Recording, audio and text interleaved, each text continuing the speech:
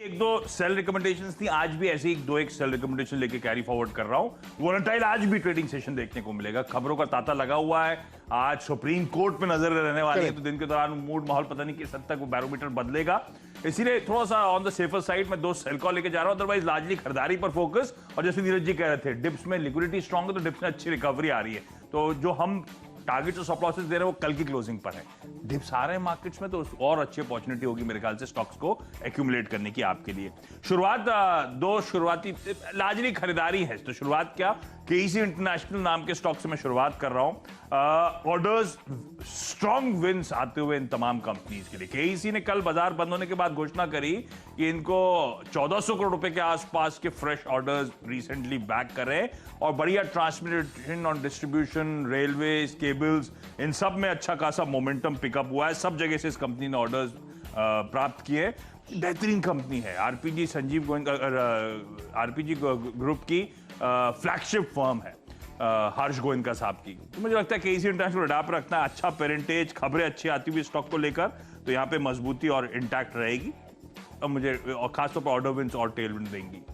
दूसरा स्टॉक जो है कोलते पाटिल, ये मेरे ख्याल से कल भी हमने टीम में मेंशन करा था। कल आपने देखा था रियल एस्टेट में surprisingly across the board real estate में एक बढ़िया आउट परफॉर्मेंस देखने को मिला था। ये स्टॉक भी ऑलमोस्ट दिन के हाईस के आसपास जाके बंद हुआ था। अच्छी कंपनी है, कल भी मैं हाईलाइट करा था कि किस तरह से मुंबई और पुणे के मार्केट्स में इसने ग्रिप बना रखी है। बेंगलुरु के अलावा ऑफ हाईस ट्रेड कर रही है, ऑलमोस्ट 350 285 रुपए के साल के हाईस से करेक्ट होकर कामकाज कर रहा था, और लार्ज ट्रेड्स हो रहे हैं। हालांकि एक मार्की नेम एग्जिट हुआ है, उसके ओवरहैंग के बावजूद कल हमने देखा था, कल हुआ ये लार्ज ट्रेड्स में एक्सचेंजेस की कल रिपोर्ट भी हुआ है बाजार बंद होने के बाद। उस मार्की नेम के एग्जिट होने के बावजूद स्टॉक स्ट्रेंथ दिखा रहा था, वो दिखा रहा था बढ़िया डिमांड है कोलते पाटिल के स्टॉक को लेकर। मुझे लगता है आज भी स्टॉक को रडार पर रखना है। 240 245 के जोन्स तक के पैच को हिट करेगा शायद, तो उन लेवल्स के लिए अप्रोच करेगा, लेकिन सारे ट्रेड्स पे स्टॉप लॉसेस ध्यान रखिएगा।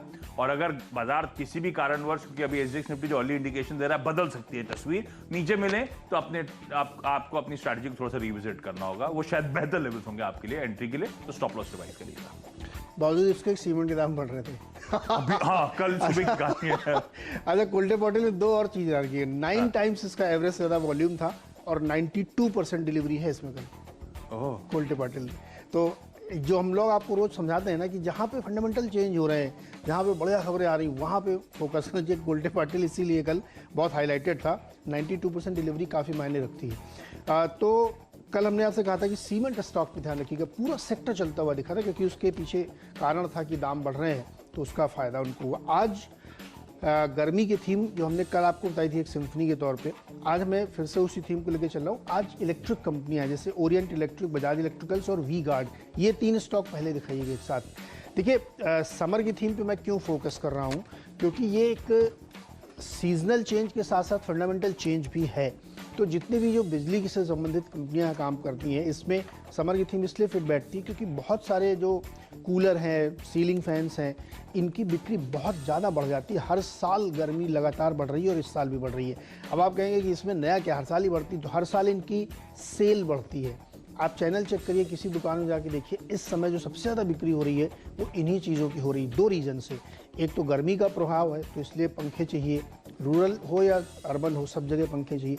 दूसरा, इलेक्ट्रिकल गुड्स की जो लाइफ होती है वो 3 से 5 साल मैक्सिमम होती है। उसके बाद आप चलाते रहते हो, 10-10 सालों के पंखे चलते हैं, 20-20 साल चलते हैं, लेकिन लाइफ उसकी जो टेक्निकल है वो 3 से 5 साल के बीच मैक्सिमम होती है। उसको इसलिए चेंज करना ज़रूरी होता है क्योंकि उसमें पावर कंजम्पशन बहुत ज़्यादा होता है, टेक्नोलॉजी बदलती है, तो इसीलिए वो 5 स्टार 3 स्टार की चीज़ें आती हैं।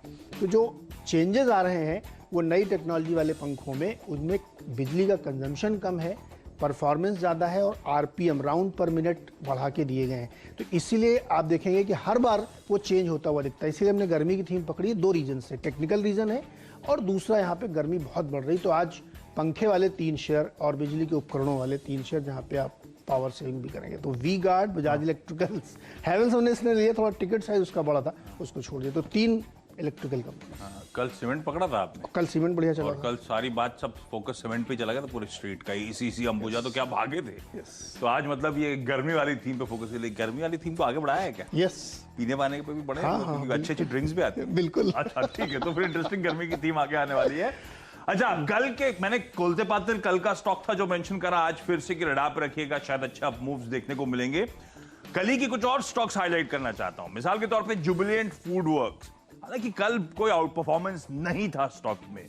हाँ, दिन शुरुआत तो कमजोर हो गई थी, पर वो अच्छी एंट्री के पॉइंट शायद आपके लिए थे, क्योंकि दिन के लोज से बढ़िया रिकवरी, इवेंचुअली शायद आधे % ऊपर जाके जुबिलेंट फूड वर्क्स बंद होता हुआ नजर आया। अब मैंने कल कहा था कि वो बारबेक्यू नेशन की प्रेस कॉन्फ्रेंस शेड्यूल्ड है, इसलिए रडार पर रखिएगा, क्योंकि इसने 10, सवा 10, 10.5% के आसपास का stake pre IPO Barbeque Nation में उठाया था। और मैंने कहा था वैल्यूएशंस अच्छे होने चाहिए। कल जो प्राइस बैंड आया है उसके लिहाज से जुबिलेंट फूड वर्क्स ने खरीदा है वो जो 10 point something stake 92 crore rupees में। आईपीओ का जो प्राइस आया उसी पर जुबिलेंट को 200 करोड़ रुपए से ज्यादा बन रहा है उस पैसा, मतलब 100 करोड़ रुपए तो आईपीओ आने से पहले ही फायदा हो गया है। अब आईपीओ कितना सब्सक्राइब होगा, कितना प्रीमियम आएगा, उसके बाद और कमाई, तो बढ़िया इन्वेस्टमेंट हुआ है कहने का मतलब है, उसका फायदा मिलता हो। और ये कंपनी मैंने कहा था काफी सारे इनऑर्गेनिक इनिशिएटिव्स ले रही थी ऑलरेडी, उसका फायदा मुझे लगता है Jubilant food works sweet spot में आज फिर मोमेंटम पिकअप होगा। बारबेक्यू नेशन का जो आईपीओ ध्यान रखें वो कल खुलेगा। अच्छा, उसी कड़ी में कल भी मेंशन करा था मैंने सयाजी होटल्स, जो कि दरअसल बारबेक्यू नेशंस की प्रमोटर एंटिटी है। तो सयाजी होटल्स जो एमपी में है, इंदौर में खास तौर पे तो एक मार्की लैंडमार्क तरीका का जाना जाता है। यहाँ से पूना जाते हैं हम लोग मुंबई से, तो हाईवे पे पुणे में बहुत अच्छी प्रॉपर्टी इनकी, ऐसे ही गुजरात में है बढ़िया 5 सितारा प्रॉपर्टीज, 4 सितारा प्रॉपर्टीज हैं इनके पास। और इनका ये बारबेक्यू नेशन में अच्छी वैल्यू अनलॉकिंग होने की तैयारी है। एटलीस्ट वैल्यू अनलॉक नहीं हो रही तो वैल्यू रियलाइज होगी मार्केट्स को, जो ये स्टेक ऑफलोड हो रहा है इस समय आईपीओ के थ्रू। तो मुझे लगता है सयाजी होटल को रडार पर रखना है। कल ही मैंने कहा था कि ये एक्सटी ग्रुप की कंपनी है, लेकिन अगले कुछ दिनों तक लगातार मेरे फोकस में रहेगी। मुझे लगता है अच्छे अप मूव्स आएंगे, तो कल लिया है तो आज तो नहीं छोड़ सकते। तो मैं मानता हूं कि अभी भी कोई छोड़ने की जरूरत नहीं है, अच्छे अप मूव्स आएंगे और कल से स्ट्रिक्ट स्टॉप लॉस लगा के चलेंगे। मुझे नहीं पता कितना और थ्रस्ट जनरेट कर सकता है ये स्टॉक, लेकिन खरीदारी करने का मन, एंट्री पाने के मौके ढूंढेगा। 400 साढ़े 400 करोड़ रुपए के आसपास का मार्केट कैप, और अब तो अच्छे खासे वैल्यूएशंस पे बारबेक्यू नेशंस का आईपीओ आ रहा है। अब रिस्पॉन्स कैसा आएगा उस पर डिपेंड करेगा सयाजी होटल्स की आगे की चाल। इसी कड़ी में एक और ईकेसी नाम की कंपनी, एवरेज कैंटो सिलेंडर्स, अब अच्छा बिजनेस है। कल अच्छी अपडेट आई इस कंपनी की तरफ से बाजार बंद होने के बाद कि यस बैंक से इन्होंने 325 करोड़ रुपए का लोन लिया था, काफी साल पहले लिया था। उस लोन को प्रीपे कर दिया, यानी कि समय से पहले पूरा भुगतान कर दिया गया उस लोन का। तो यस बैंक के पास जो गिरवी रखे 29.99% स्टेक था, प्लेज शेयर्स जो थे वो सारे रिलीज भी हो गए। उसके साथ साथ लोन रिपे करा, गिरवी रखे जो शेयर्स थे वो रिलीज हो गए।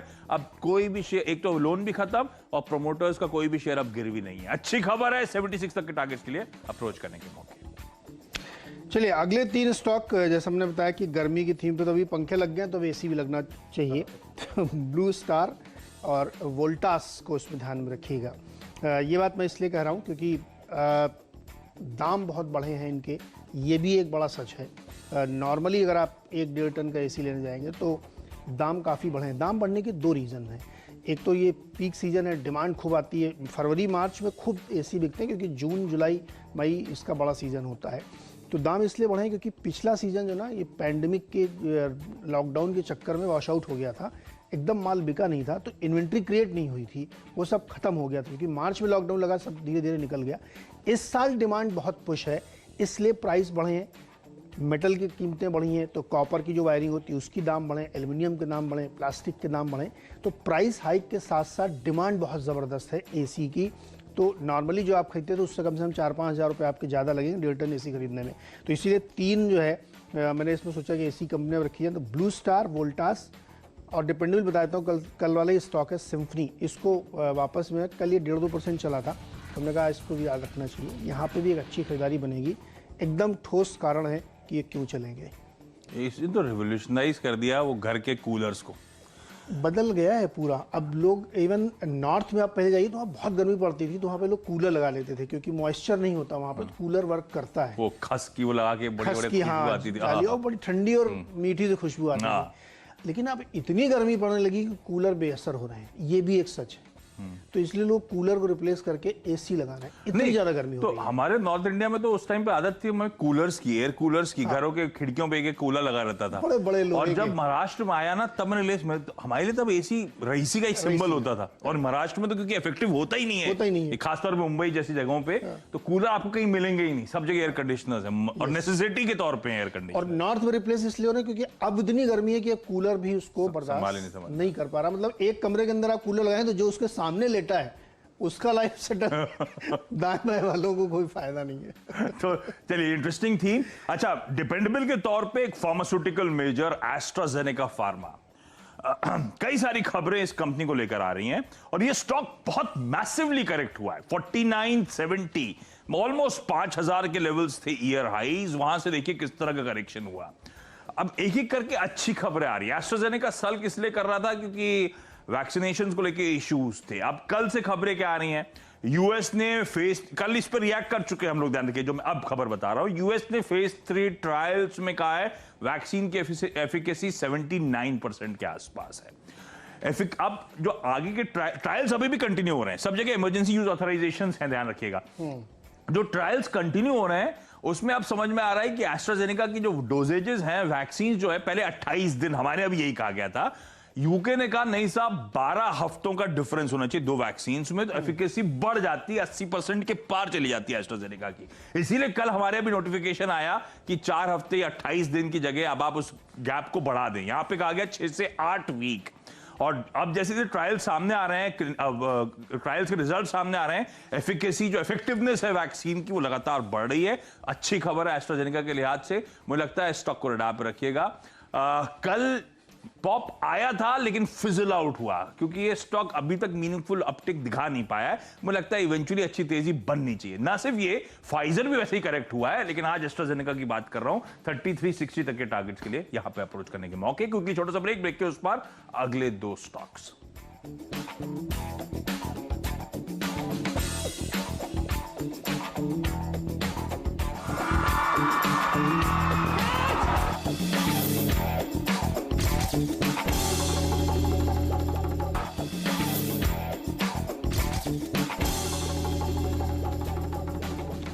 स्वागत है एक बार फिर से आपका। और जैसा कि कंजम्पशन और समर थीम में लेके चल रहे हैं, तो वैसे ही फ्री हिट और पिंच हिटर में 2 स्टॉक, एक वरुण बेवरेजेस, एक यूनाइटेड ब्रूवरीज। जैसी आपकी श्रद्धा हो उसका इस्तेमाल आप वैसा कर सकते हैं। गर्मियों में इनकी डिमांड बहुत बढ़ जाती है और भले ही तमाम आप हेल्थ कॉन्शियस हो कि कार्बोनेटेड ड्रिंक नहीं पीना है, ये सब बातें अच्छी है, लेकिन प्रैक्टिकली बिकता बहुत, तो स्टॉक चलता है। और ये स्टॉक देखिए आप क्या ज़बरदस्त 1000 रुपये के आसपास वरुण बेवरेजेस ट्रेड कर रहा है, यूनाइटेड ब्रूवरीज भी। अच्छा, दिल्ली में कल एक खबर भी आई है, हालांकि उसका कोई फर्क नहीं पड़ता। मुझे तो एक्चुअली पता ही नहीं था कि ये 25 साल लीगल। फिर मैंने देखा सारे स्टेट्स में 18 से 25 में बहुत सारे स्टेट हैं, लेकिन प्रैक्टिकली इनका कोई वैल्यू नहीं होती है। आप ठेके पे जाते हैं तो आदमी दे ही देता वहाँ पे। लेकिन गर्मियों में या इस तरीके की चीज़ों में बहुत सेल बढ़ती है। और कल जो मनीष सिसोदिया जी जो वहाँ के डिप्टी सीएम है, उन्होंने जो अपनी एक्साइज पॉलिसी रखी है उसमें 2 बातें कही कि एक तो एज कम की है, दूसरा उन्होंने कहा कि सरकारी ठेके अब नहीं खोले जाएंगे, यानी दिल्ली में बहुत सरकारी दुकानें होती हैं, और दूसरा नया लाइसेंस नहीं दिया जाएगा। वो इसलिए क्योंकि स्पूरियस माल रोकना है, नए नए चीज़ों रोकना है। कंजम्पशन बढ़ाने की उन्होंने बात की कि 20% उनको उम्मीद है कि सेल बढ़ेगी, जो अब तक केवल 5% बढ़ रही थी। तो ये एक अलग स्टोरी है, लेकिन मुझे लगता है कंजम्पशन और समर थीम में ये 2 स्टॉक फिट बैठते हैं। सॉफ्ट ड्रिंक वरुण बेवरेजेस और बियर की कंपनी जो है यूनाइटेड ब्रूवरीज। ठीक है, 2 इंटरेस्टिंग स्टॉक्स और। तमिलनाडु पेट्रो प्रोडक्ट्स अब साल के हाई 60 के, तो वहां से ऑफ हाई स्टॉक ट्रेड कर रहा है। कल अपडेट है कि नॉन प्रमोटर एंटिटीज ने 2,60,000 शेयर्स एक साथ खरीदे। और इनफैक्ट इस तरह की बाइंग चल रही कि ऑलरेडी उन्होंने स्टेक बढ़ा के 4.7% कर दिया था, और इस फ्रेश बाइंग के बाद 5.1-5.2% स्टेक इस पूरे एंटिटीज का पहुंचता हुआ नजर आ रहा है। तो एग्रेसिव बाइंग हो रही है तमिलनाडु पेट्रो में। केम्बॉन्ड केमिकल्स, यहां पे प्रमोटर्स खुद खरीदारी कर रहे हैं। ये भी बाजार बंद होने के बाद के डिस्क्लोजर्स है, प्रमोटर्स की बाइंग, प्रमोटर्स की तमाम आर्म्स ने कल बाइंग करी है। और उसके बाद यहां पे स्टॉक ध्यान रखिएगा 225 के साल के हाई थे, ये भी करेक्ट हुआ और इन लेवल्स पे प्रमोटर्स की बाइंग आती हुई, इसीलिए तो दोनों में इंटरेस्टिंग हो रहा है, बाइंग चल रही है, इसीलिए इन दोनों स्टॉक को हाईलाइट कर रहा हूं। क्विकली छोटा सा ब्रेक के उस पार हम दोनों की टीम्स के आखिरी के 2 स्टॉक्स और टीम्स का क्विक रैप अप।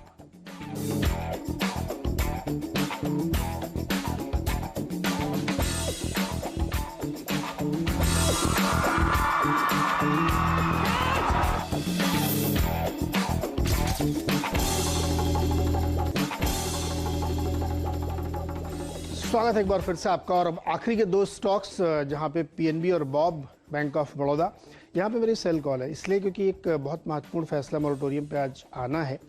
अगर ये फैसला आता है तो ये तस्वीर देखना बड़ा इंटरेस्टिंग होगा कि किसके ऊपर किस तरीके की लोड्स आ सकते हैं, क्योंकि इस बारे में कई बार इंडिकेशंस हुए हैं।